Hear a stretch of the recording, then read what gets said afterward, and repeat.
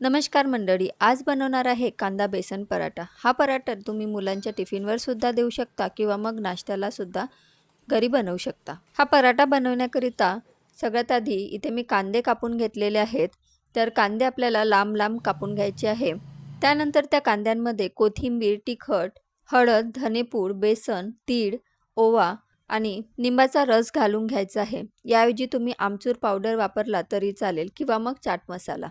माझ्याकडे हे नसल्यामुळे मी लिंबाच्या रसानेच काम भागवलेलं आहे। हे सगळं मिक्स करून घ्यायचं। त्यानंतर पोळीकरिता भिजवलेल्या कणकेमधनं गोळा घेऊन त्याची पोळी लाटून घ्यायची। अशा प्रकारे 2 पोळ्या मी लाटून घेतलेल्या आहे।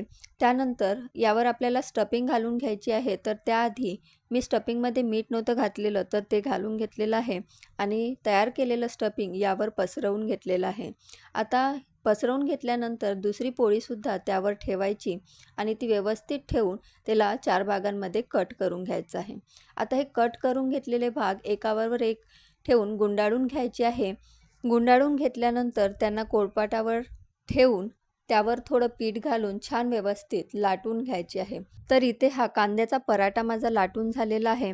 आता तवा गरम करून घ्यायचा आणि त्यावर हा पराठा टाकायचा। एक साईड झाल्यानंतर त्याला पलटवून घ्यायचं आणि दुसरी साईडसुद्धा छान खरपूस अशी भाजून घ्यायची। तेल किंवा तूप लावून छान असं खरपूस भाजून घ्यायचं आणि इथे आपला हा कांदा पराठा तयार झालेला आहे।